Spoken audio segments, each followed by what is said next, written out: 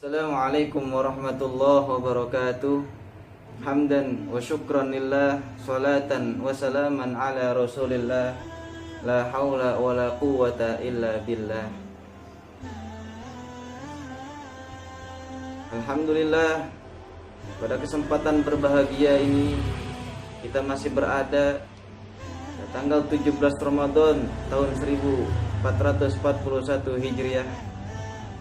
Jika kita mendengar tanggal 17 Ramadan, maka kita teringat dengan peristiwa nuzulul Quran, di mana turunnya Al-Quran pada saat itu. Turunnya Al-Quran pada tanggal 17 Ramadan, Allah Subhanahu wa taala mewahyukan kepada Nabi Yuna Muhammad sallallahu alaihi wasallam melalui perantara Jibril alaihissalam dengan firman-Nya yang pertama, yaitu surah Al-Alaq ayat 1 sampai 5. Apa bunyinya? Bismillahirrahmanirrahim. Iqra bismi rabbikal ladzi khalaq. Khalaqal insana min 'alaq. Iqra wa rabbukal akram. Alladzi 'allama bil qalam. 'Allamal insana ma lam ya'lam. Iqra, bacalah wahai Muhammad. Bismi rabbikal ladzi khalaq, dengan nama Tuhanmu yang telah menciptakan. Jika kita melihat ayat pertama dari wahyu Allah Subhanahu wa taala ini, yaitu jika kita belajar bahasa Arab, kita mengenal dengan yang namanya fi'lul amri, kata perintah. Iqra, bacalah. Allah perintahkan kepada kita untuk membaca Al-Quran. Setelah kita membaca, mentadabburinya, mengetahui isi kandungan Al-Quran tersebut. Setelah tahu, kita menjalani apa yang ada di dalam Al-Quran tersebut. Maka Al-Quran ini adalah pedoman hidup bagi seorang muslim.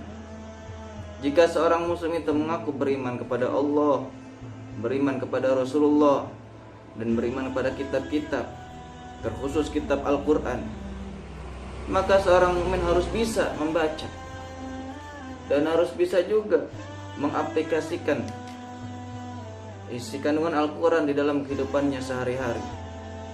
Karena apa? Karena jika seorang muslim tersebut menjadikan Al-Quran sebagai pedoman hidupnya, maka Allah bimbing hidupnya menjadi hidup yang bahagia di dunia dan di akhirat. Sebagaimana Allah berfirman di dalam surah Al-Baqarah, "Dzalikal kitabu la raiba fihi hudal lil muttaqin." Ini kitab Al-Quran, la raiba fihi, tidak ada keraguan di dalamnya. Hudal lil muttaqin, pedoman atau petunjuk bagi orang-orang yang bertakwa. Maka bagi seorang muslim sudah seharusnya bisa membaca Al-Quran. Jika tidak bisa, maka belajar membaca Al-Quran. Kenapa? Karena kata Nabi SAW, khairukum man ta'allamal Qur'an wa 'allamahu. Sebaik-baik kalian adalah orang yang belajar Al-Quran dan mengajarkannya. Bahkan ketika sudah kita belajar dan bisa dan mengajarkan kepada yang tidak bisa, lalu menjadi bisa, dan setiap hari kita berinteraksi dengan Al-Quran, maka Nabi SAW bersabda, Iqra'ul Quran fa innahu ya'ti yaumal qiyamah syafi'an li ashabihi.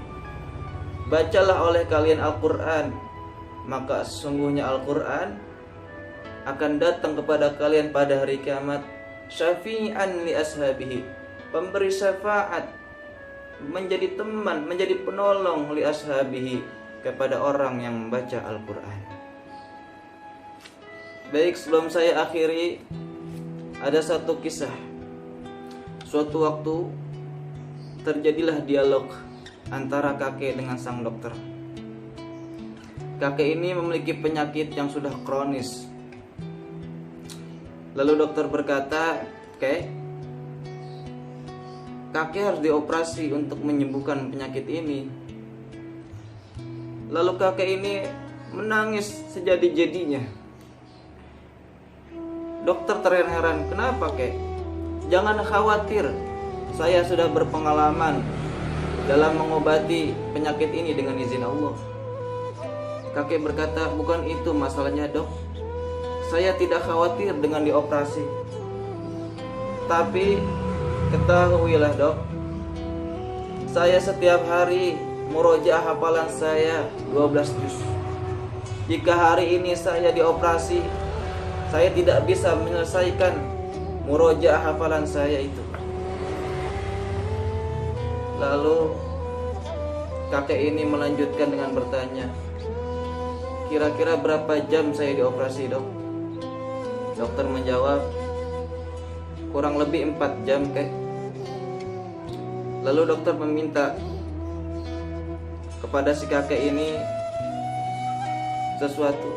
Maka si kakek ini bertanya kepada dokter, oleh karena itu bolehkah saya untuk murojaah hafalan saya di 1 jam pertama?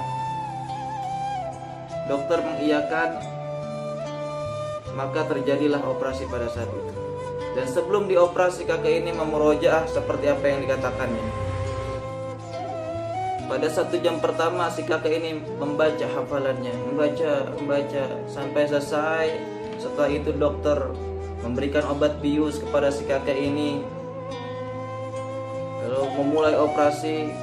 Dan operasi ini dengan izin Allah berjalan dengan lancar. Si kakek ini pun akhirnya selamat dengan operasinya. Maka dokter ini berkata kepada si kakek, kakek, saya heran. Saya sudah kasih kakek obat bius, dan saya yakin dengan obat bius itu kakek tertidur. Lalu saya yakin juga dengan dosisnya sudah cukup. Tapi ketika saya operasi tadi, kakek itu seakan-akan sadar diri dan sambil membaca hafalan Al-Qur'annya tanpa merasakan sakit sedikit pun. Masya Allah, luar biasanya. Dari kisah ini kita bisa mengambil i'tibar, mengambil pelajaran bahwa orang yang sering berinteraksi dengan Al-Quran akan Allah bahagiakan di dunianya, terlebih-lebih nanti Allah bahagiakan di akhiratnya kelak. Amin ya rabbal alamin. Maka jadikan Al-Quran sebagai teman kita yang kita baca setiap hari, berinteraksi setiap hari. Dan bisa jadi mudah-mudahan amalan baca Al-Quran itu menjadi amalan terbaik kita untuk menghadap kepada Allah Subhanahu wa ta'ala. Orang bijak pernah berkata, janganlah kau takut pada rezekimu hari ini, karena Allah sudah menjamin rezeki bagi makhluk hidup. Tapi takut dan khawatirlah pada kualitas dan kuantitas amalmu, apakah bisa menghantarkanmu ke surga? Karena tidak ada jaminan dari Allah bahwa engkau akan masuk ke dalam surga. Hadanallah wa iyyakum ajma'in. Assalamualaikum warahmatullahi wabarakatuh.